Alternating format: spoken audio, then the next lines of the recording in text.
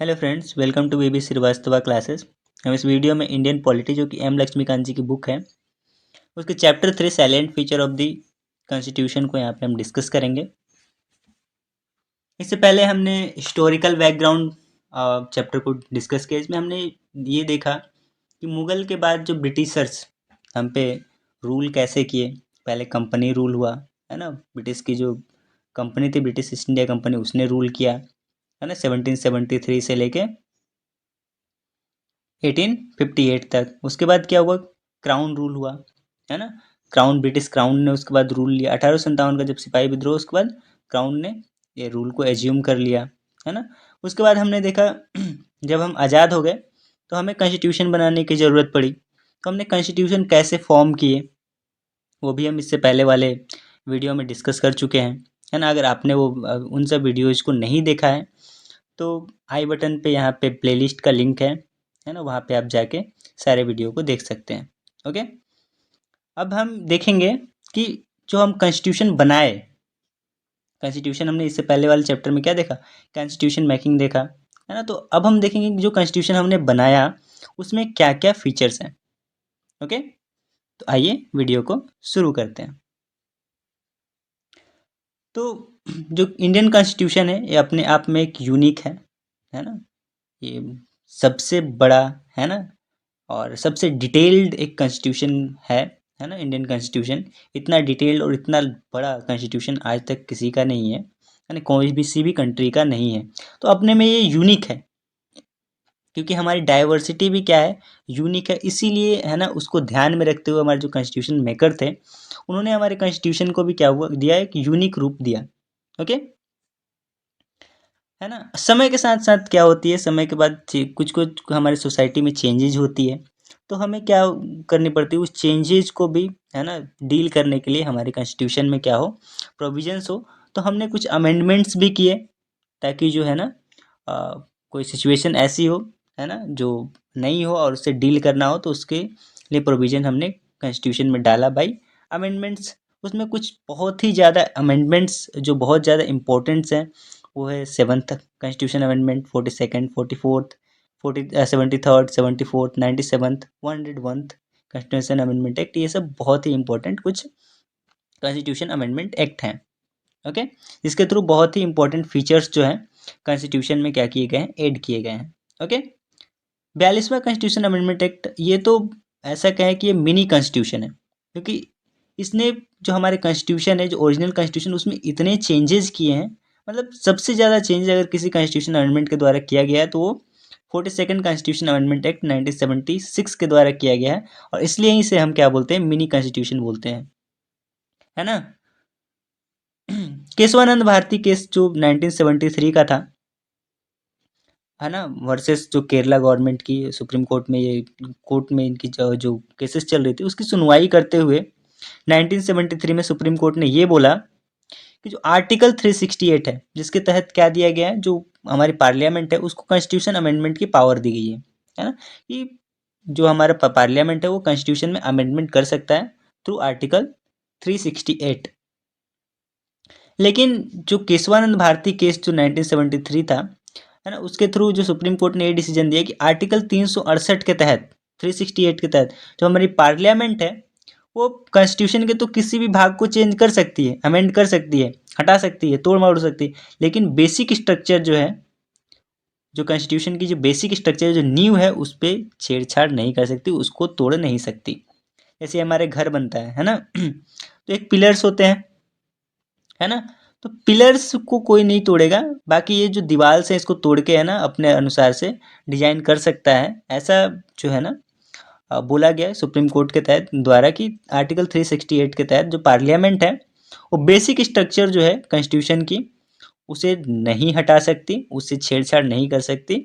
बाकी जितने जो प्रोविजंस है जो बेसिक स्ट्रक्चर के अंतर्गत नहीं आते हैं उसमें अमेंडमेंट पार्लियामेंट कर सकती है आर्टिकल 368 के तहत। ओके, सैलिएंट फीचर्स की बात करें कॉन्स्टिट्यूशन की तो, है ना, जैसे हम मोबाइल दुकान में जाते हैं फ़ोन लेने के लिए तो उसमें क्या देखते हैं, अलग अलग फीचर्स देखते हैं। तो वैसे ही जैसे कैमरा क्वालिटी कैसा है, मेमोरी कैसा है, वैसे ही हम अगर एक रिकैप के तौर पे देखें तो हमारे कॉन्स्टिट्यूशंस के क्या क्या फीचर्स हैं, इसको है ना जानना बहुत ही ज़रूरी है ना। ऐसा नहीं है कि हम प्रिपरेशन कर रहे हैं तभी हमें जानने की ज़रूरत है, हम एज ए नागरिक है ना, हमें एज ए सिटीजन भी हमें ये सब चीज़ों की जानकारी होनी चाहिए। ओके, सेलेंट फीचर अगर कॉन्स्टिट्यूशन की बात करें तो इसमें जो पहला सेलेंट फीचर है वो लेंथीएस्ट रिटन कॉन्स्टिट्यूशन है। ये दुनिया का सबसे लेंथीएस्ट है, इतना लंबा किसी भी कंट्री का कॉन्स्टिट्यूशन नहीं है। ओके, कुछ देश के कॉन्स्टिट्यूशंस जो हैं वो रिटेन है, जबकि कुछ जैसे अमेरिका का कॉन्स्टिट्यूशन क्या है, रिटेन है। और कुछ देश के कॉन्स्टिट्यूशन क्या है, अनरिटेन है, जैसे ब्रिटेन की कॉन्स्टिट्यूशन। ओके, इन हमारी क्या है, रिटेन कॉन्स्टिट्यूशन। ओरिजिनली जब 1949 26 नवंबर 1949, हमने देखा इससे पहले वाले चैप्टर में डिटेल्ड में देखा है कैसे कॉन्स्टिट्यूशन असेंबली बनती है और कैसे कॉन्स्टिट्यूशन का उन्होंने निर्माण करते हैं। तो ओरिजिनली जब 1949 में जब कॉन्स्टिट्यूशन बन के सामने आया उस समय इसमें क्या क्या था, तो एक प्रियम्बल था, 395 आर्टिकल्स थे जो कि 22 पार्ट में डिवाइडेड थे, और उसके साथ साथ 8 शेड्यूल भी इसमें रखे गए। प्रेजेंटली अगर बात करें 2019 की तो इसमें एक प्रियम्बल है, 470 के आसपास क्या है आर्टिकल्स देखने को मिलेंगे आपको, जो कि 25 पार्ट में डिवाइडेड है, और 12 शेड्यूल्स आपको देखने को मिलेंगे, है ना। बहुत सारे अमेंडमेंट्स किए गए कॉन्स्टिट्यूशन में, है ना, 1951 के बाद, है ना। और इसमें कम से कम 20 आर्टिकल्स जो थे उनको डिलीट किए गए, और उसके साथ साथ एक पार्ट 7 था उसे भी डिलीट किया गया। और इसके साथ साथ ही इतना तो डिलीट किया गया लेकिन ऐड भी किया गया।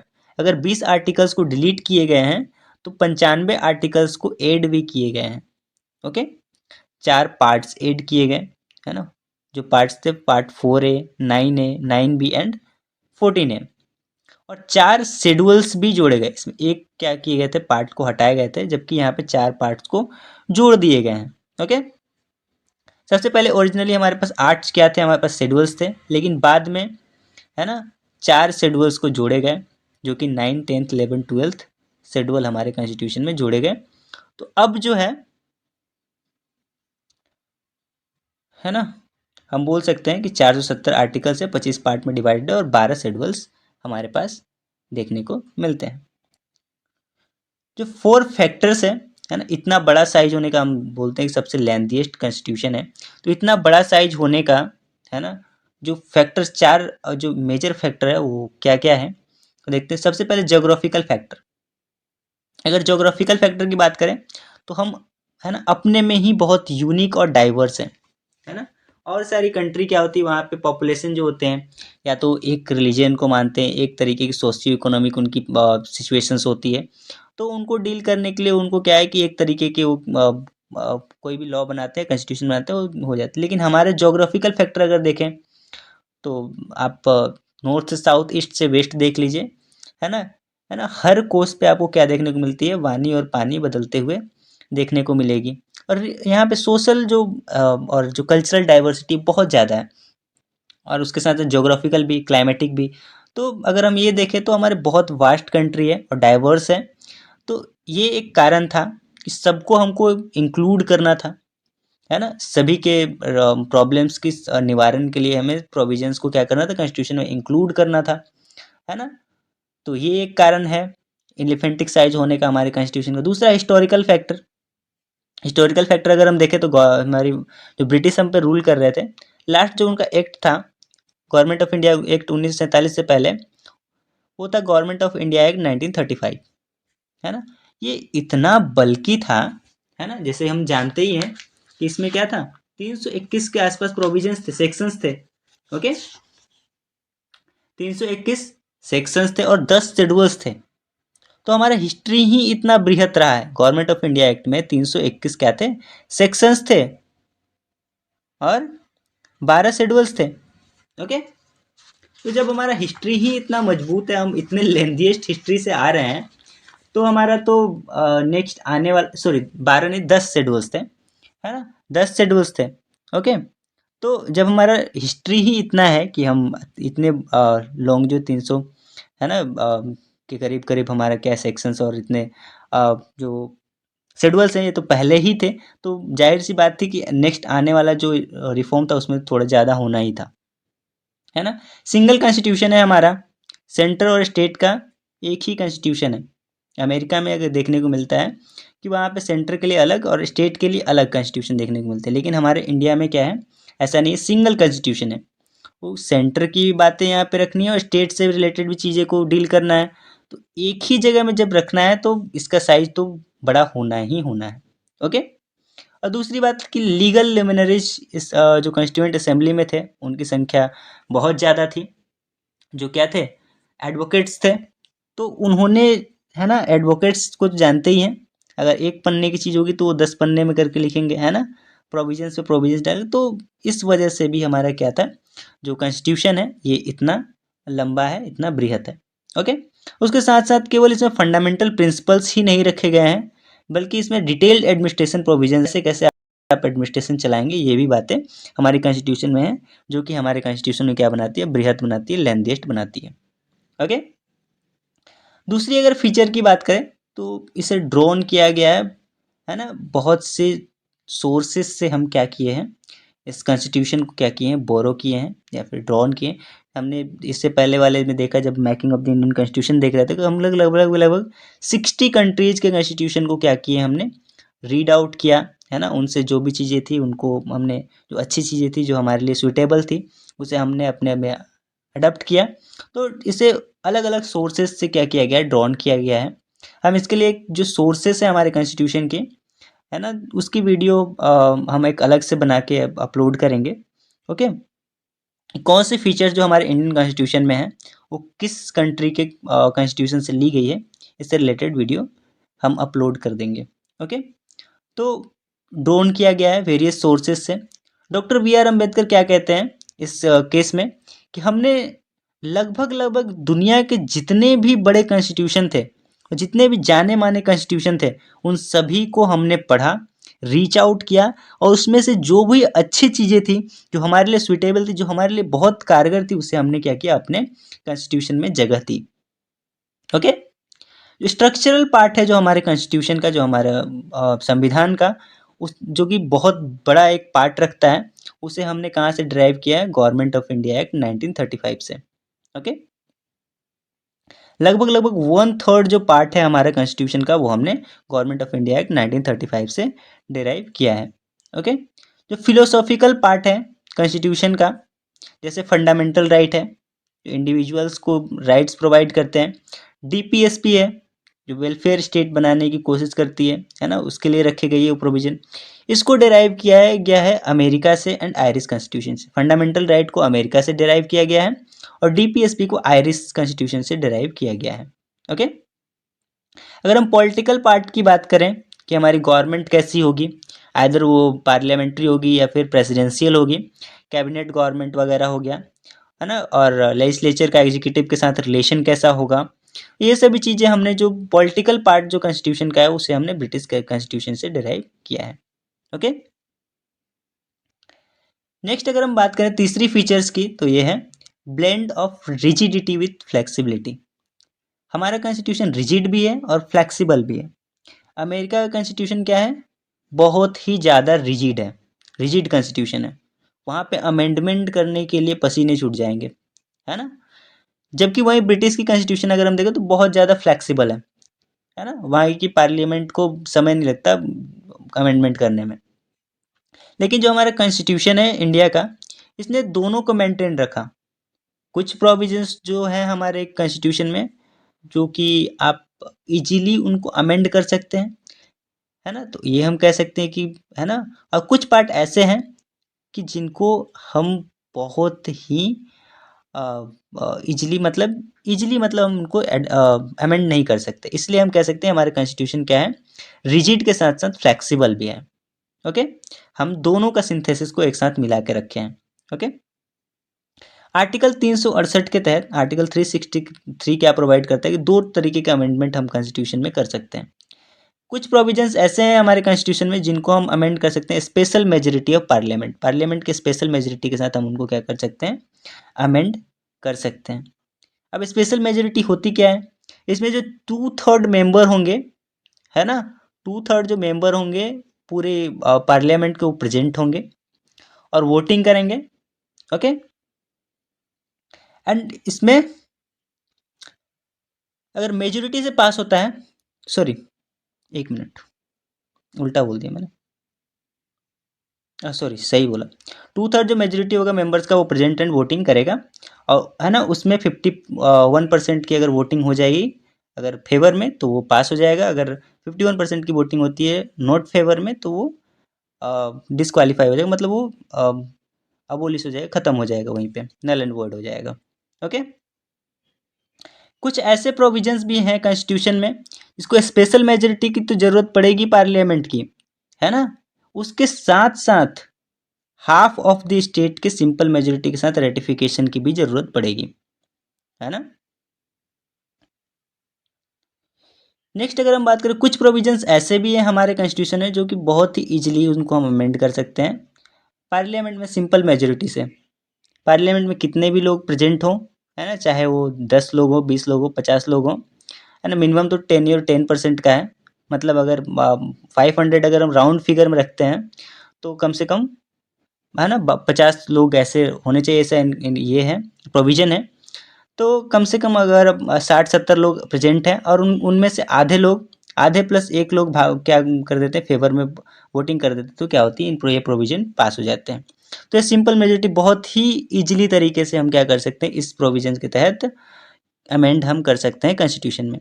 जबकि वहीं अगर हम देखें आर्टिकल 368 के सेकंड प्रोविजंस की, तो यहाँ पे स्पेशल मेजोरिटी अगर चाहिए पार्लियामेंट की, उसके साथ साथ कम से कम आधा स्टेट, आधा स्टेट बोलने का मतलब जितने भी स्टेट हैं उनमें से कम आधे स्टेट क्या करेंगे, अपनी लेजिस्लेटिव असेंबली से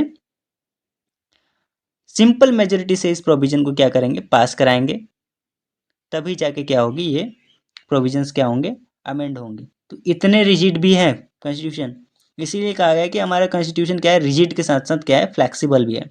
बहुत रिजिडनेस यहाँ पे देखने को मिली, जबकि यहाँ पे देख सिंपल मेजोरिटी में क्या देखने को मिल रहा है आपको, बहुत ही इजीली तरीके से हम क्या कर सकते हैं, कॉन्स्टिट्यूशन को अमेंड कर सकते हैं। और सिंपल मेजोरिटी वाले जो प्रोविजंस होंगे ये आर्टिकल 368 के तहत नहीं आते।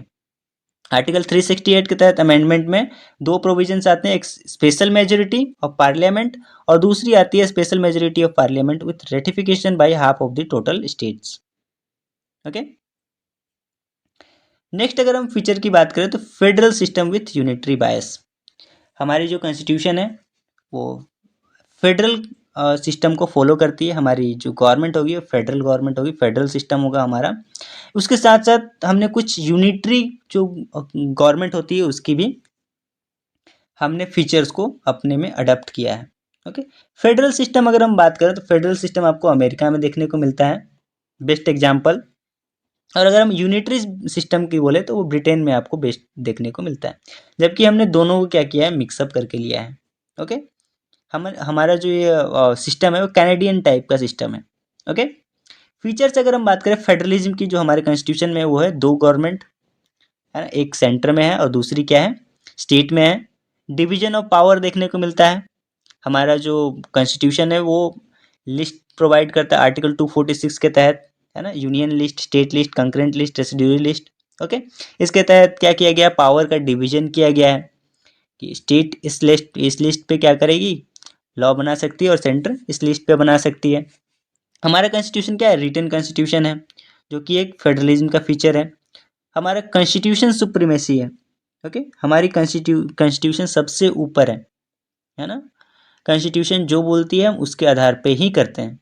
Okay, supremacy of the constitution है, रिजिडिटी ऑफ कॉन्स्टिट्यूशन है, कॉन्स्टिट्यूशन को अमेंड करना, कुछ प्रोविजंस को अमेंड करना बहुत ही ज़्यादा रिजिड है ना। इंडिपेंडेंट जुडिशियरी हम बोलेंगे यहाँ पे, है ना, क्योंकि इंडिपेंडेंट बनाया गया है हमारे जुडिशियरी को, पॉलिटिकल इंटरफेरेंस, एग्जीक्यूटिव इंटरफेरेंस इसमें ना हो, इसकी वजह से बाई कैमरलिज्म देखने को मिलता है, दो हाउसेस देखने को मिलते हैं।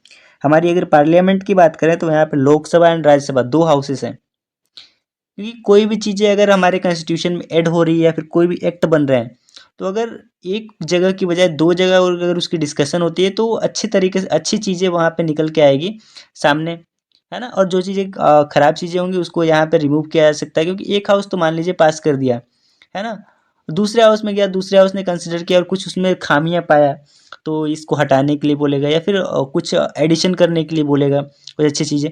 तो इससे क्या होगी, एक अच्छी चीज़ें सामने निकल के आती है। तो बाय कैमरलिज्म आपको देखने को मिलेगा। ये सभी फीचर्स किसके फेडरलिज्म के फीचर्स हैं, जो कि हमारे इंडियन कॉन्स्टिट्यूशन में देखने को मिलते हैं। उसके साथ साथ unitary form of the government भी आपको देखने को मिलेगा, इसके फीचर्स हमारे कॉन्स्टिट्यूशन में देखने को मिलेंगे। ऐसे हमारा सेंटर क्या है, ये बहुत ही स्ट्रॉन्ग होता है। ओके, सेंटर क्या होता है हमारा, स्ट्रॉन्ग होता है, फाइनेंशियल डिवोल्यूशन करता है। या फिर आपके कॉन्करेंट लिस्ट में, कॉन्करेंट लिस्ट जो सब्जेक्ट्स हैं उनमें अगर स्टेट भी सेम मैटर पे लॉ बनाती है और सेंटर भी सेम मैटर पे लॉ बनाती है और दोनों में झगड़ा होता है, जो सेंटर का जो लॉ बनाया हुआ होता है वो प्रिवेल कर जाता है और जो स्टेट के द्वारा जो बनाई गई लॉ रहेगी वो क्या हो जाएगा, नल एंड वॉइड हो जाएगा। सिंगल कॉन्स्टिट्यूशन देखने को मिलेगा हमारा, है ना, सिंगल कॉन्स्टिट्यूशन देखने को मिलता है यहाँ पे, जो ये बताती है कि हमारा क्या है, ये फीचर्स क्या है, यूनिटरी फीचर्स है ना। सेंटर एंड स्टेट के लिए क्या है, दोनों के लिए एक ही कॉन्स्टिट्यूशन है। ओके, सिंगल सिटीजनशिप देखने को मिलता है ना, हम भारतीय नागरिक हैं ना कि किसी स्टेट के नागरिक हैं, है ना। फ्लेक्सिबिलिटी ऑफ कॉन्स्टिट्यूशन देखने को मिलता है, हमने सिंपल मेजोरिटी में देखा कितनी इजीली हम क्या कर सकते हैं, कॉन्स्टिट्यूशन में कुछ प्रोविजंस को क्या कर सकते हैं, अमेंड कर सकते हैं। इंटीग्रेटेड जुडिशरी देखने को मिलता है। इंटीग्रेटेड जुडिशरी अभी हम देखेंगे कि मतलब जुडिशरी जो है एक से दूसरे से जुड़े हुए, ऐसा नहीं है कि स्टेट के लिए अलग जुडिशल सिस्टम है और सेंटर के लिए अलग जुडिशल सिस्टम है। Appointments of state governor bye centre, जो स्टेट के जो हाईएस्ट जो कॉन्स्टिट्यूशनल पोस्ट होता है, जो गवर्नर का होता है, नॉमिनल पोस्ट भले ही हो लेकिन हाईएस्ट पोस्ट होता है, तो वो सेंटर के द्वारा अपॉइंट किया जाता है। ऑल इंडिया सर्विसेज, जो हाईएस्ट जो सिविल सर्विस जो मेंबर्स होते हैं स्टेट में, वो भी अपॉइंट किए जाते हैं किसके द्वारा, तो ये बताता है कि सेंटर क्या है यहाँ पे ज़्यादा मजबूत है as compare to state. Emergency provisions हम देखेंगे, है ना। तो ये सभी चीज़ें ये बताते हैं कि हमारी जो कॉन्स्टिट्यूशन है तो फेडरल इन फीचर तो है, लेकिन उसके साथ साथ कुछ यूनिटरी फीचर्स को भी क्या किए हुए हैं, अपने में समाहित किए हुए हैं। तो हमने दोनों में से जो जो अच्छी चीज़ें थी ना, वो हमने क्या किया, अडॉप्ट कर लिया। ओके, नेक्स्ट है parliamentary form of government. Next feature जो है इसका कॉन्स्टिट्यूशन का हुआ है पार्लियामेंट्री फॉर्म ऑफ गवर्नमेंट, क्योंकि अब देखिए हमारी हिस्ट्री ही रही कि हमें रूल किया गया ब्रिटिश गवर्नमेंट के द्वारा, ब्रिटिशर्स के द्वारा। और ब्रिटिशर्स अपने जो कंट्री है वहाँ पे पार्लियामेंट्री सिस्टम फॉलो करते हैं और बहुत साल तक हम पार्लियामेंट्री सिस्टम को फॉलो करते हैं। तो हमारे जो पॉलिटिशियंस थे वो इससे क्या थे, परिचित थे, है ना। और ये रिस्पॉन्सिबल भी गवर्नमेंट होता है, क्या होता है इसमें रिस्पॉन्सिबल होना पड़ता है। जो लेजिस्लेचर्स होते हैं वो एग्जीक्यूटिव्स का क्या करते हैं, आंसरेबल होते हैं। इसलिए हमने क्या किया, जो पार्लियामेंट्री सिस्टम है उसे हमने अडॉप्ट किया, ना कि American presidential system. American presidential system में क्या होता है, लेजिस्लेचर होते हैं वो एग्जीक्यूटिव से पूरी तरीके से सेपरेट होते हैं, है ना, कोई रिस्पॉन्सिबिलिटी नहीं होती है।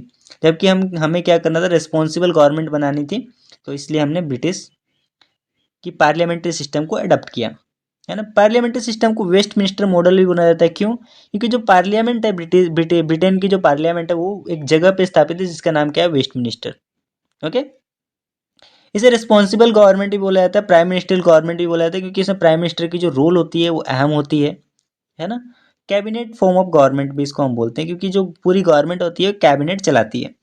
ओके, अगर कॉन्स्टिट्यूशन की बात करें, कॉन्स्टिट्यूशन ने पार्लियामेंट्री सिस्टम को स्टैब्लिश किया, है ना। और ये केवल सेंटर में ही स्टैब्लिश नहीं किया बल्कि स्टेट में भी क्या है, पार्लियामेंट्री सिस्टम ही है, जहाँ पे जो सीएम होते हैं वो क्या करते हैं, गवर्नमेंट को लीड करते हैं, वो, है ना, डी फैक्टो क्या होते हैं, रूलर होते हैं। ओके, अगर पार्लियामेंट्री गवर्नमेंट की फीचर्स की बात करें तो क्या होते हैं, यहाँ पे नॉमिनल एंड रियल एग्जीक्यूटिव होते हैं। अगर सेंटर की बात करें तो नॉमिनल एग्जीक्यूटिव कौन होते हैं, तो वह प्रेसिडेंट। अगर स्टेट की बात करें तो नॉमिनल एग्जीक्यूटिव गवर्नर होते हैं। जबकि रियल एग्जीक्यूटिव की बात करें तो सेंटर में पीएम होते हैं, प्रधानमंत्री होते हैं, प्राइम मिनिस्टर होते हैं, और स्टेट की बात करें तो चीफ मिनिस्टर होते हैं, सीएम होते हैं। ओके, जो मेजोरिटी पार्टी होती है वो रूल करती है यहाँ पे, है ना। इलेक्शन होते हैं, इलेक्शन में जिनकी सीट्स ज़्यादा आती है हाउस में वो क्या करते हैं, रूल करते हैं, वो क्या बनाते हैं, गवर्नमेंट बनाते हैं। ओके, कलेक्टिव रिस्पॉन्सिबिलिटी होती है इनकी लेजिस्लेचर में, कुछ भी अगर काम करते हैं मंत्री तो उन्हें क्या जवाब देना पड़ता है, कहाँ पे, लेजिस्लेचर में, जहाँ पे विपक्ष होती है वो उनसे क्वेश्चन पूछती है आपने ऐसा क्यों किया, तो उनको जवाब देना पड़ता है। तो कलेक्टिव रिस्पॉन्सिबल होते हैं एग्जीक्यूटिव्स लेजिस्लेचर में। ओके, जो मिनिस्टर्स होते हैं वो उनको मेंबरशिप होता है लेजिस्लेचर का भी, है ना। मान लीजिए कोई एक मंत्री, अभी कोई भी मंत्री है, उनको पहले क्या करना पड़ता है, इलेक्शन जीतना पड़ता है। इलेक्शन जीत के कहाँ जाना पड़ता है, हाउस में जाना पड़ता है, पार्लियामेंट में जाना पड़ता है। तो वो क्या बन गए, लेजिस्लेचर बन गए। अगर उनकी पार्टी मेजोरिटी में आती है तो वो क्या बनाते हैं, गवर्नमेंट बनाते हैं। इस केस में क्या हो गया, वो एग्जीक्यूटिव का ही पार्ट हो गए। तो एग्जीक्यूटिव्स जो होते हैं डुअल रोल में होते हैं, लेजिस्लेचर का ही पार्ट निभाते हैं, भाग निभाते हैं, एंड रोल निभाते हैं, और एग्जीक्यूटिव का भी रोल निभाते हैं। डुअल मेंबरशिप इनका होता है। ओके, लीडरशिप किया जाता है प्राइम मिनिस्टर के द्वारा या फिर चीफ मिनिस्टर के द्वारा। Okay, dissolution of the lower house, lower house जो है ना वो क्या होती है, एक समय अंतराल के बाद डिजोल्व हो जाती है, और फिर उसके बाद इलेक्शन होते हैं, और नई फिर जो लोअर हाउसेस होती है वो फिर से आरंभ होती है। Lower houses Lok Sabha, and state की बात करें तो लेजिस्लेटिव असेंबली होती है। ओके, डिफरेंसेस क्या है ब्रिटिश पार्लियामेंट से हमारी पार्लियामेंट, तो इंडिया की पार्लियामेंट जो है ना उतनी सॉवरन नहीं है जितना क्या है ब्रिटिश की पार्लियामेंट है। ब्रिटिश जो पार्लियामेंट है बहुत ज़्यादा वो अपने मनमानी ढंग से काम चलती है, जबकि है ना हमारा ऐसा नहीं है, हम थोड़े रिस्पॉन्सिबल और पूरी तरीके से आज़ाद नहीं है इंडिया की पार्लियामेंट। ओके, जवाबदेही और चीज़ों में। इंडियन स्टेट जो होती है, इंडियन स्टेट में क्या कहते हैं, जो इलेक्टेड हेड होते हैं, जबकि वहीं ब्रिटिश स्टेट में क्या है, हेरिडिटरी हेड होती है।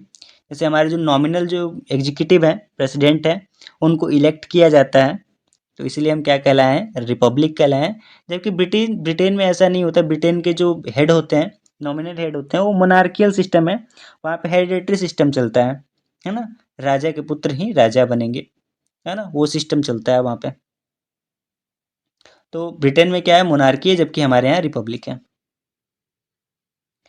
नेक्स्ट अगर हम बात करें, synthesis of parliamentary sovereign and judicial supremacy, तो हमारा जो कॉन्स्टिट्यूशन का एक और फीचर है कि हम पार्लियामेंट्री सॉवरेनिटी के साथ साथ जुडिशियल सुप्रीमेसी भी हमारा है।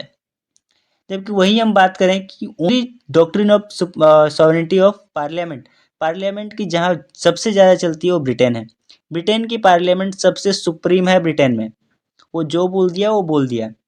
जबकि वहीं अमेरिका में वहाँ की जुडिशियल सिस्टम सुप्रीमेसी है, वहाँ की जुडिशरी है ना, किसी केस का फैसला देते देते क्या कर देगी, अच्छा इस पे लॉ बनाइए तो उस पे लॉ बना, मतलब जुडिशियली सुप्रीमेसी है अमेरिका में, जबकि वहीं पार्लियामेंट्री की सुप्रीमेसी है ब्रिटेन में। इन हमारे कॉन्स्टिट्यूशन में, हमारे कॉन्स्टिट्यूशन मेकर ने क्या किया, दोनों को बैलेंस किया, दोनों के फीचर्स को लिया, दोनों के फीचर्स को हमने अडोप्ट किया, है ना, इन बैलेंस्ड फॉर्म में। ओके, हमारे पार्लियामेंट को भी सॉवरेनिटी दी कि आप लॉ बना सकते हो किसी भी मैटर पे, और जुडिशियरी को ये भी इन यहाँ पे राइट दिया गया कि आप चेक एंड बैलेंस लगा सकते हो। अगर कॉन्स्टिट्यूशन के तहत अगर ये लॉ नहीं बनी है तो आप क्या कर सकते हो, जुडिशियल रिव्यू कर सकते हो और उसको नल एंड वॉइड करार दे सकते हो। ओके, अमेरिका की जो कॉन्स्टिट्यूशन जो फॉलो करती है वो ड्यू प्रोसेस ऑफ लॉ, मान लीजिए चलते चलते मतलब डिसीजन देते देते सुप्रीम कोर्ट वहाँ की बोल दी, फेडरल कोर्ट बोल दी कि इस पे लॉ बनना चाहिए, तो है ना चलते चलते ड्यू प्रोसेस ऑफ लॉ हो जाता है। जबकि हमारा क्या है, प्रोसीजर स्टेब्लिश्ड बाय लॉ, हम उसी प्रोसीजर को फॉलो करते हैं जो लॉ के द्वारा पहले से बनी हुई है। ओके, नेक्स्ट हमने पहले ही बताया कि हमने पार्लियामेंट को भी सॉवरेनिटी दी है, उसके साथ साथ जुडिशियरी को भी सुप्रीमेसी दी है ना, पार्लियामेंट किसी मैटर पे लॉ बना सकती है, और जुडिशियरी को ये बोला गया है कि आप इस पे चेक एंड बैलेंस लगा के रखो, कि आप ये देखते रहो कि ये कॉन्स्टिट्यूशन के आधार पे चल रही है या नहीं चल रही है। अगर नहीं चल रही है तो आपको इतना राइट है कि आप उस एक्ट को क्या करार दे सकते हैं, नल एंड वॉइड करार दे सकते हैं। ओके, नेक्स्ट अगर हम बात करें तो integrated and independent judiciary. Okay, तो हमारे जो जुडिशियल सिस्टम है वो इंटीग्रेटेड है। इंटीग्रेटेड बोलने का मतलब क्या, जो हमारा सिस्टम है सबसे लोअर में क्या है, सबऑर्डिनेट कोर्ट्स देखने को मिलते हैं यहाँ पे, सबऑर्डिनेट कोर्ट, उसके बाद क्या देखने को मिलता है, हाई कोर्ट देखने को मिलता है, उसके बाद सबसे ऊपर सुप्रीम कोर्ट देखने को मिलता है। सबऑर्डिनेट कोर्ट आपको डिस्ट्रिक्ट्स में या फिर सब डिस्ट्रिक्ट्स में आपको देखने को मिल जाएंगे। जबकि जो हाई कोर्ट होते हैं वो है ना जनरली कहाँ देखने को मिलते हैं आपको, स्टेट के जो कैपिटल्स होते हैं वहाँ देखने को मिलेंगे। उसके बाद जो है ना सुप्रीम कोर्ट देखने को मिलता है जो कि दिल्ली में है। ओके, अगर किसी भी मैटर पे कुछ भी अगर विवाद है तो हम सबसे पहले कहाँ जाते हैं, सबऑर्डिनेट कोर्ट में जाते हैं। सबऑर्डिनेट कोर्ट की अगर डिसीजन आई और उसको वो हमें मंजूर नहीं है तो हम उस डिसीजन को कहाँ चैलेंज कर सकते हैं, हाई कोर्ट में चैलेंज कर सकते हैं। अगर हाई कोर्ट ने कुछ डिसीजन दिया और वो हमें समझ में नहीं आया, वो हमें हमारे लिए फेवरेबल नहीं है, तो हम क्या कर सकते हैं, सुप्रीम कोर्ट में क्या कर सकते हैं, अपील कर सकते हैं। तो ऐसा बोले, सुप्रीम कोर्ट के अधीन क्या होते हैं, high courts and subordinate courts होते हैं, और हाई कोर्ट्स के अधीन क्या होते हैं, सबऑर्डिनेट कोर्ट्स होते हैं। मतलब ये एक इंटीग्रेटेड सिस्टम है, एक दूसरे से जुड़े हुए हैं तीनों, है ना, अलग अलग नहीं है। जैसा कि आपको देखने को मिलेगा कि अमेरिका में क्या है, वहाँ स्टेट के अलग फेडरल कोर्ट होते हैं, है ना, और स्टेट के हाई कोर्ट जो होते हैं वो वहाँ के स्टेट की सबसे हाईएस्ट जुडिशियल बॉडी होती है, जबकि सेंटर की फेडरल कोर्ट होती है वो सबसे हाईएस्ट सेंटर की अपील अथॉरिटी होती है। लेकिन हमारे केस में ऐसा नहीं है, हमारे में तीनों जो होते हैं, subordinate, high court and supreme court, तीनों एक दूसरे से लिंक्ड हैं। ओके, इंटीग्रेटेड है। और जुडिशियल सिस्टम है हमारा वो इंडिपेंडेंट है।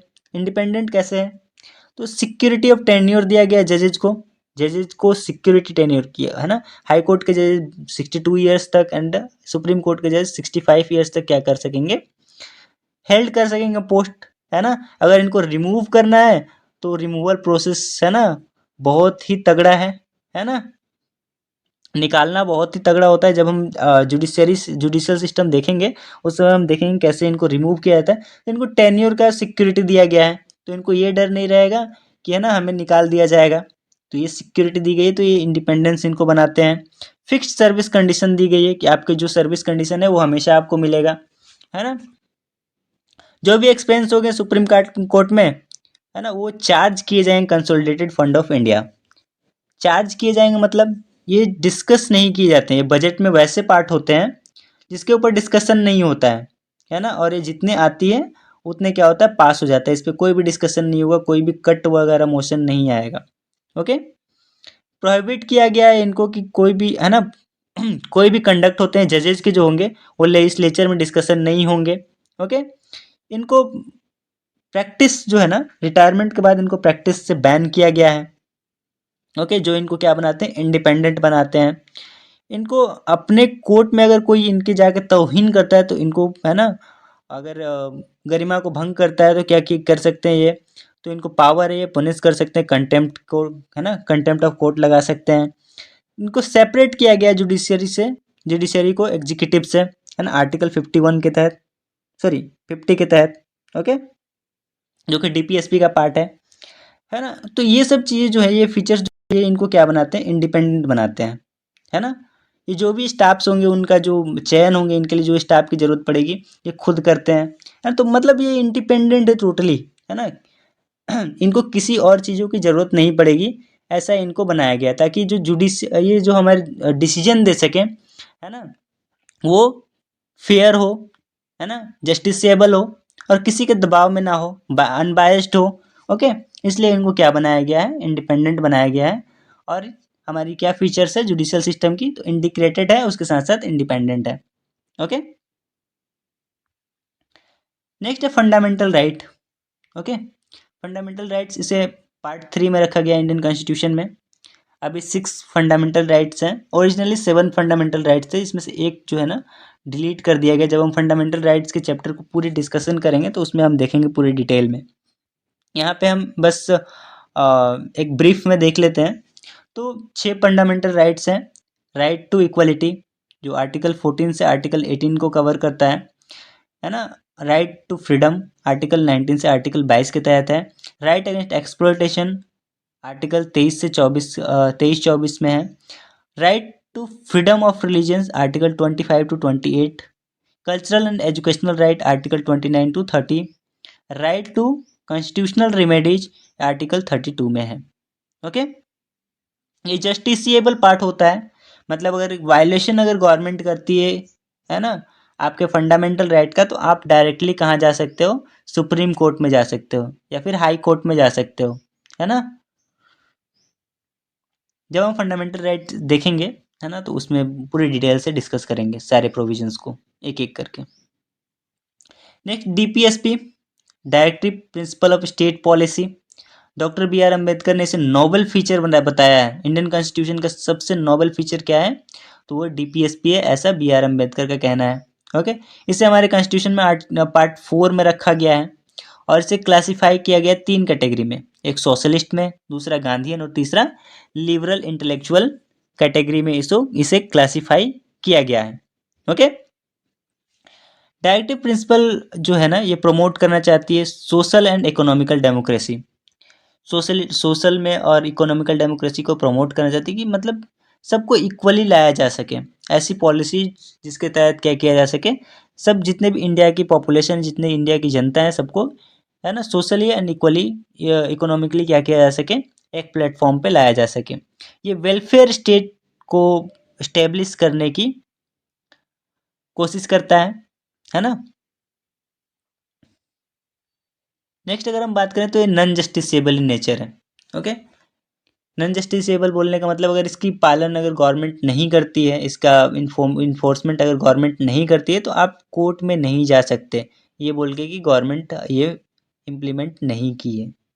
ये जनरली मोरली है ना। अगर गवर्नमेंट को क्या है कि गवर्नमेंट का क्या है, 5 साल के बाद क्या है, उनको आना है वोट मांगने के लिए, और इसमें ऐसे ऐसे प्रोविजंस हैं, अगर वो गवर्नमेंट क्या करती है, उन प्रोविजंस को इम्प्लीमेंट करती है, तो जनता क्या हो जाएंगे, खुश हो जाएंगे, क्योंकि ये वेलफेयर वाले प्रोविजंस है इसमें। अगर जनता की गवर्नमेंट वेलफेयर करेगा तो क्या करेगी, अगले बार जब वो वोट मांगने जाएगा तो क्या होगा, ऑलरेडी जनता खुश रहेगी तो वो क्या करेगी, वोटिंग करेगी। तो ये मोरल पे है ना, इसीलिए इसको क्या नॉन जस्टिसेबल बनाया गया है, ताकि है ना इसको तो फॉलो करना ही है। अगर गवर्नमेंट को फिर ज़्यादा लॉन्ग टाइम तक रूल करना है ना, या जीतना है, तो वो क्या करेगी, पॉलिटिकल पार्टी इसको इम्प्लीमेंट करेगी ही करेगी। ओके, मिनर्वा मिल केस में जो सुप्रीम कोर्ट ने ये बताया कि जो इंडिया की कॉन्स्टिट्यूशन है, ये एक आधारशिला पे बेस्ड है, और वो आधारशिला किसकी किसकी है, फंडामेंटल राइट और डीपीएसपी की आधारशिला है, जिसके ऊपर ही हमारे भारत की पूरी कॉन्स्टिट्यूशन टिकी हुई है। ओके, नेक्स्ट अगर फीचर की बात करें तो वो है फंडामेंटल ड्यूटीज़ का। फंडामेंटल ड्यूटीज़ ये ओरिजिनली हमारे कॉन्स्टिट्यूशन में नहीं था, है ना, लेकिन अब हमने 2 राइट्स दिए हैं, अगर एक फंडामेंटल राइट और दूसरा डीपीएसपी, जो कि एक जस्टिसेबल है, एक नॉन जस्टिसेबल इन नेचर है, तो हमें एक ज़रूरत थी कि कुछ फंडामेंटल ड्यूटीज़ भी दिए जाए सिटीजन्स को, है ना। तो ओरिजिनली ये नहीं था, बाद में स्वर्ण सिंह कमेटी के रिकमेंडेशन से, है ना, इंटरनल इमरजेंसी की जो ऑपरेशन चल रही थी 1975-77 में, 42nd कॉन्स्टिट्यूशन अमेंडमेंट एक्ट 1976 के तहत इंदिरा गांधी गवर्नमेंट ने इसे क्या किया, इम्प्लीमेंट किया, मतलब कॉन्स्टिट्यूशन में ऐड किया। ओके, फिर 86 कॉन्स्टिट्यूशन अमेंडमेंट एक्ट जो 2023 का था, 2023 बोल रहा हूँ, 2002 का, इसमें एक और फंडामेंटल ड्यूटीज़ को जोड़ा गया।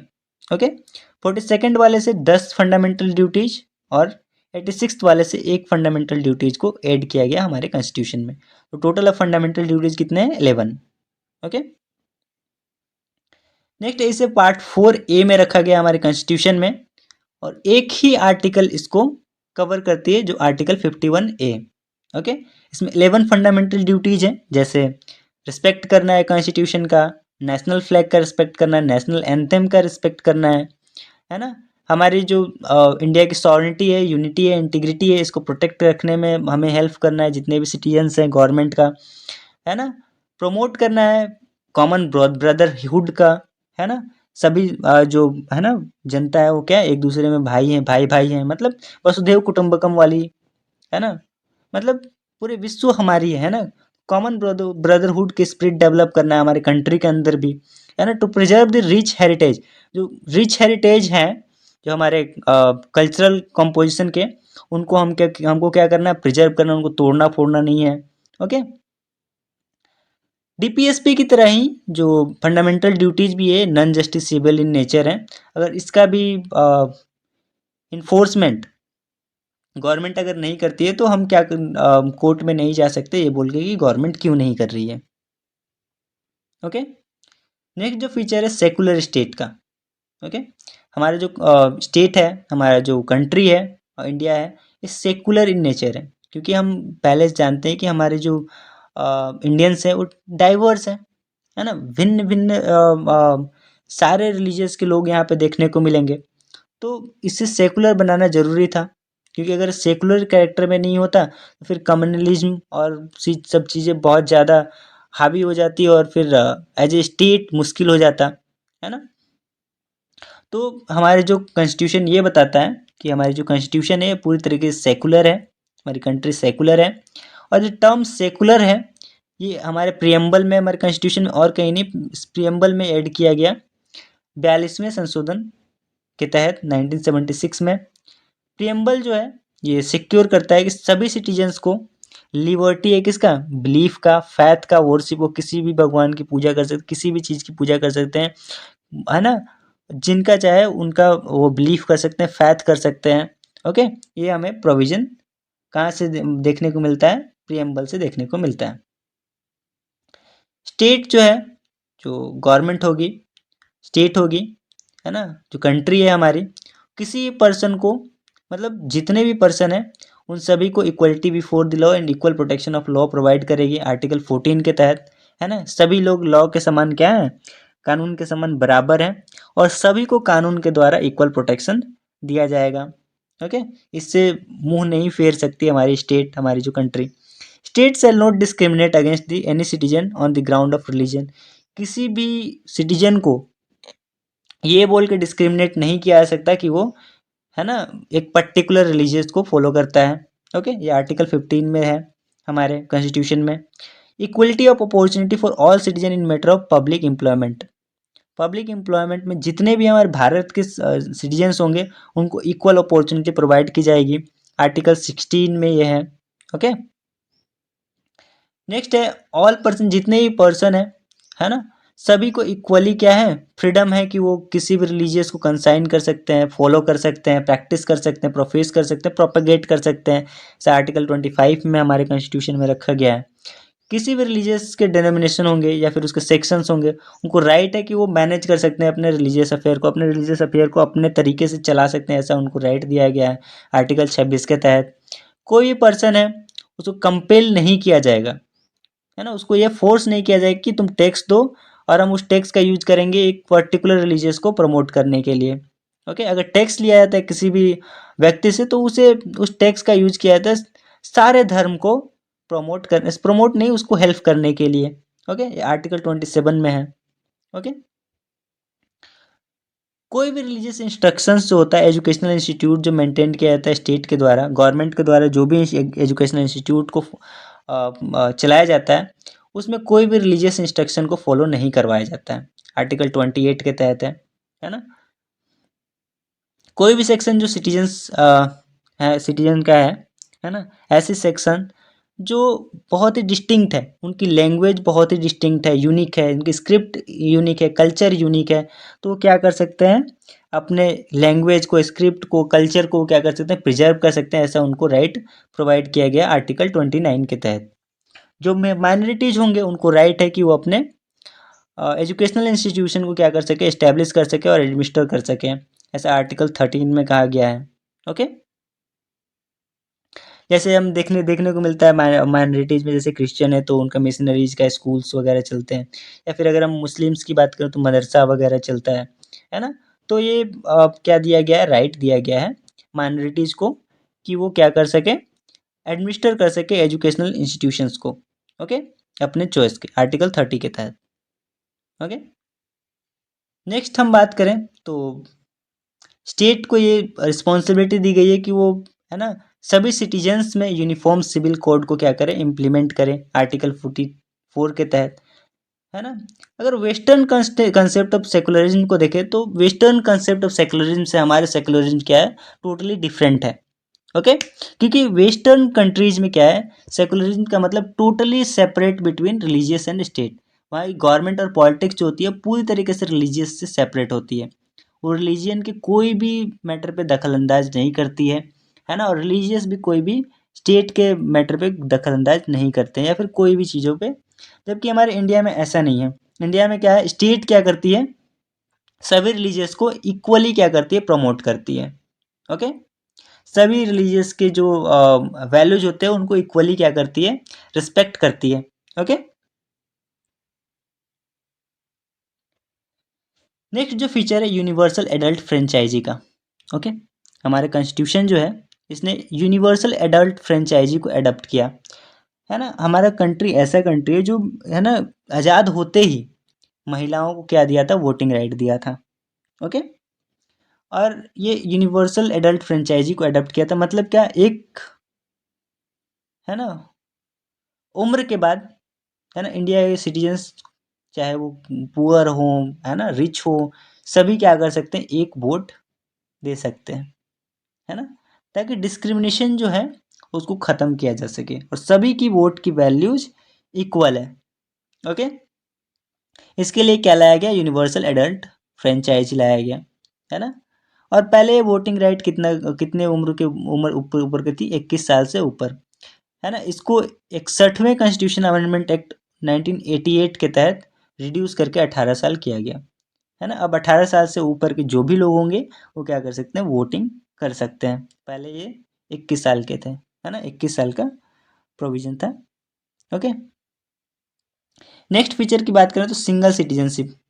हमारा जो कॉन्स्टिट्यूशन है वो सिंगल सिटीजनशिप को फॉलो करता है ना। सेंट्रल और स्टेट के लिए एक ही सिटीजनशिप होती है, भारतीय, ताकि हमारी जो कंट्री है उसकी इंटीग्रिटी है ना, सॉवरेनिटी क्या रहे, बनी रहे और हम एकजुट रहें। इसके लिए हमने क्या रखा है, सिंगल सिटीजनशिप का प्रोविजन अपने कॉन्स्टिट्यूशन में रखा है।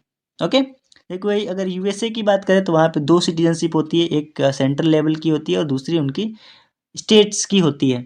ओके, नेक्स्ट है इंडिपेंडेंट बॉडीज। ओके, हमारा जो कॉन्स्टिट्यूशन है वो legislative, executive and judicial organ के साथ साथ कुछ इंडिपेंडेंट बॉडीज भी बनाई है, ताकि जो इंडिया में बहुत सी ऐसी प्रोविजंस है उसको फ्री एंड फेयर तरीके से क्या किया जा सके, इम्प्लीमेंट किया जा सके, इंश्योर किया जा सके। जैसे कुछ इंडिपेंडेंट बॉडीज में इलेक्शन कमीशन है। इलेक्शन कमीशन को free and fair election conduct कराने के लिए बनाया गया है, ताकि ये जो इलेक्शन करा सके फ्री एंड फेयर, पार्लियामेंट की, स्टेट लेजिस्लेचर की, प्रेसिडेंट की ऑफिस की and office of vice president की इलेक्शन जो है ना फ्री एंड फेयर तरीके से करा सके। इसलिए क्या बनाया गया, इलेक्शन कमीशन बनाया गया और इसे इंडिपेंडेंट बॉडी बनाया गई है, ताकि ये किसी के बायस्ड ना हो सके और free and fair election conduct करा सके। ओके, वैसे ही controller and auditor general of India एक बॉडी बनाई गई है, कॉन्स्टिट्यूशनल बॉडी है, जो ऑडिट करती है सेंट्रल गवर्नमेंट और स्टेट गवर्नमेंट के जो अकाउंट्स होते हैं, कितने खर्च कहाँ हुए है ना, कहाँ पे खर्च हुए, कैसे खर्च हुए है ना, कितने खर्च हुए, ये सभी चीज़ों की ऑडिटिंग कौन करता है, controller and auditor general of India, जिसे हम शॉर्ट फॉर्म में CAG भी बोलते हैं। ओके, तो इनको इंडिपेंडेंट भी बनाना जरूरी था, ताकि ये फ्री तरीके से एंड फेयर तरीके से क्या कर सके, ऑडिट कर सकें बिना बायसनेस के। वैसे ही यूनियन पब्लिक सर्विस कमीशन जो UPSC होती है, वो सेंट्रल गवर्नमेंट और ऑल इंडिया सर्विसेज के जो सिविल सर्वेंट्स होते हैं उनके लिए रिक्रूटमेंट एग्जामिनेशन कंडक्ट कराती है। स्टेट लेवल में सेम काम जो UPSC करती है वो स्टेट लेवल की अगर काम हो तो स्टेट पब्लिक सर्विस कमीशन करती है। स्टेट के जो हाईएस्ट जो सिविल सर्वेंट्स होते हैं उनके लिए जो एग्जामिनेशन होता है, रिक्रूटमेंट एग्जामिनेशन, वो state public service commission conduct कराती है ना। ये इंडिपेंडेंट है। कैसे इंडिपेंडेंट है, तो कुछ प्रोविजंस हैं, कुछ इनको राइट्स दिए गए हैं जो इनको इंडिपेंडेंट बनाती है। जैसे सिक्योरिटी ऑफ टेन्योर हो गई, इनको सिक्योरिटी है टेन्योर का है ना, एक लेवल तक, एक उम्र तक है ना, ये क्या करेंगे, अगर एक बार अपॉइंट हो गए तो वो काम करेंगे। ओके, अगर इनको रिमूव करना है तो कॉन्स्टिट्यूशन के जो प्रोविजंस हैं जिसके तहत इनको रिमूव किया जा सकता है। फिक्स सर्विस कंडीशन इनको प्रोवाइड करी गई है और एक्सपेंस जो भी होंगे इनमें जो खर्च होंगे वो चार्ज किए जाएंगे कंसोलिडेटेड फंड ऑफ इंडिया से। ओके, और यही सब फीचर इनको क्या बनाती है, इंडिपेंडेंट बनाती है। ओके, नेक्स्ट अगर हम बात करें तो इमरजेंसी प्रोविजंस। इमरजेंसी प्रोविजंस में क्या है, 3 तरीके के इमरजेंसी प्रोविजंस हमारे कॉन्स्टिट्यूशन में रखी गई है। मान लीजिए कुछ इमरजेंसीज होते हैं तो उसमें कैसे हमारे जो कंट्री में डील होगा, इसकी बातें भी हमारी कॉन्स्टिट्यूशन बताती है। पहला इमरजेंसी जो है नेशनल इमरजेंसी की है। नेशनल इमरजेंसी कब डिक्लेयर की जा सकेगी, जब वार होगा, दूसरे कंट्री से हमारा वार हो रहा होगा, या फिर एक्सटर्नल एग्रेशन होगा, कोई कंट्री है ना एग्रेशन दिखा रही है हमारी कंट्री के अगेंस्ट, है ना, उस समय में, या फिर आर्म्ड रिबेलियन हो रहा होगा हमारे कंट्री के अंदर, क्या होगा, आर्म्ड रिबेलियन जब होगा उस केस में क्या किया जा सकेगा, नेशनल इमरजेंसी घोषित किया जा सकेगा। और ये किस आर्टिकल के तहत है, आर्टिकल 352। ओके, स्टेट इमरजेंसी की बात कही गई है जिसे हम प्रेसिडेंट रूल भी बोलते हैं। अगर जो स्टेट है वो कॉन्स्टिट्यूशन को फॉलो नहीं करती है, उस फेल हो जाती है कॉन्स्टिट्यूशन को फॉलो करने में, तो उस केस में क्या होता है, उस स्टेट में स्टेट इमरजेंसी जिसे प्रेसिडेंट रूल होता है वो लगा दिया जाता है आर्टिकल 356 के तहत। दूसरा जो स्टेट इमरजेंसी लगती है, प्रेसिडेंट रूल लगती है, वो लगती है अगर सेंटर ने कुछ डायरेक्शन दिए है स्टेट को और वो उस डायरेक्शन को फॉलो नहीं करती है, इस केस में भी क्या किया जाता है, स्टेट इमरजेंसी लगाई जा सकती है आर्टिकल 365 के तहत। ओके, फाइनेंशियल इमरजेंसी भी लगाई जा सकती है। फाइनेंशियल इमरजेंसी कब लगाई जा सकती है, जब फाइनेंशियल स्टेबिलिटी या फिर क्रेडिट ऑफ इंडिया क्या हो, वो डगमगा जाए, वो थ्रेट उस पर देखने को मिले, तो आर्टिकल 360 के तहत क्या किया जा सकता है, फाइनेंशियल इमरजेंसी लगाई जा सकती है। तो तीन तरीके की इमरजेंसी हमने देखा, नेशनल इमरजेंसी किस किस ग्राउंड पे लगाई जा सकती है ये देखा, कौन से आर्टिकल में है ये देखा हमने। स्टेट इमरजेंसी से प्रेसिडेंट रूल बोलते हैं, कौन से ग्राउंड में लगाई जा सकती है और कौन कौन से आर्टिकल के तहत लगाई जा सकती है ये देखा। फाइनेंशियल इमरजेंसी है, ग्राउंड इसका क्या होना चाहिए और किस आर्टिकल में से लगाई जाती है ये हमने यहाँ पे डिस्कस किया। नेक्स्ट जो हमारा फीचर है 3 टियर गवर्नमेंट का। हमारी जो गवर्नमेंट है वो 3 लेवल की, पहला सेंट्रल लेवल, दूसरे में स्टेट गवर्नमेंट और तीसरे में जो है ना वो लोकल गवर्नमेंट होती है। और ओरिजिनली हमारे कॉन्स्टिट्यूशन में ये नहीं था, इसे ऐड किया गया 73rd and 74th constitution amendment act 1992 के तहत। Okay, 73rd constitution amendment act 1992 के तहत पंचायती राज को हमारे कॉन्स्टिट्यूशन में ऐड किया गया है ना। और इसके लिए एक नई पार्ट 9 हमारे कॉन्स्टिट्यूशन में ऐड की गई और नया शेड्यूल 11 को हमारे कॉन्स्टिट्यूशन में जोड़ा गया। सिमिलरली वैसे ही आपका 74th कॉन्स्टिट्यूशन अमेंडमेंट एक्ट 1992 के तहत जो है ना म्यूनसिपालिटी थी उसको कॉन्स्टिट्यूशनल स्टेटस दिया गया। ओके, और उसे पंचायती को कॉन्स्टिट्यूशनल स्टेटस दिया गया था, है ना। जिसे हम है ना म्यूनसिपालिटीज को हम क्या बोलते हैं, अर्बन लोकल गवर्नमेंट भी बोलते हैं। और इसके लिए एक नया पार्ट जोड़ा गया, पार्ट 9A। ओके, ये 18 नहीं, 18 कर दो, है ना। एंड एक नई शेड्यूल्स यहाँ पे ऐड किया गया, शेड्यूल 12 हमारे कॉन्स्टिट्यूशन में। ओके, नेक्स्ट फीचर की बात करें अगर, तो ये है कोऑपरेटिव सोसाइटीज। कोऑपरेटिव सोसाइटी है ना, ये 97th कॉन्स्टिट्यूशन अमेंडमेंट एक 2011 में के तहत क्या किया गया, कोऑपरेटिव सोसाइटी को हमारे कॉन्स्टिट्यूशन में जोड़ा गया। ओके, कोऑपरेटिव सोसाइटी की जो मंशा होती है, ये ना तो प्रॉफिट होती है ना तो लॉस की होती है ना। इसमें जो सेलर हैं उनको भी ना प्रॉफिट हो ना लॉस हो, और जो बायर्स हैं उनको भी सेम, है ना, उनको ज़्यादा ये ना देना पड़े, है ना, दोनों का कॉपरेशन रहता है इसमें। ओके, तो कोऑपरेटिव सोसाइटी को फंडामेंटल राइट बनाया गया आर्टिकल 19 के तहत। नया टीपीएसपी जोड़ा गया इसके प्रमोशन के लिए आर्टिकल 43B के तहत। और एक नया पार्ट जोड़ा गया 9B, पार्ट 9B हमारे कॉन्स्टिट्यूशन में, ताकि कोऑपरेटिव सोसाइटी को क्या किया जा सके, इंटाइटल किया जा सके। और इसके लिए आर्टिकल 243ZH से लेकर आर्टिकल 243ZT तक हमारे कॉन्स्टिट्यूशन में आर्टिकल जोड़े गए। ओके, अगर क्रिटिसिज्म की बात करें तो कॉन्स्टिट्यूशन में है ना, जो सैलेंट फीचर से रिलेटेड जो क्रिटिसिज्म है वो क्या ऐसा बोला जाता है कि ये बोरोड कॉन्स्टिट्यूशन है, इसे अलग अलग कॉन्स्टिट्यूशन से क्या किया गया, ओनली बोरो किया गया है। ऐसा बोला जाता है कार्बन कॉपी है 1935 एक्ट का, क्योंकि 1/3 पार्ट क्या देखने को मिलता है 1935 जो एक्ट है गवर्नमेंट ऑफ इंडिया का, वो उसका है ही एक्सट्रैक्ट हमारे कॉन्स्टिट्यूशन में देखने को मिलता है।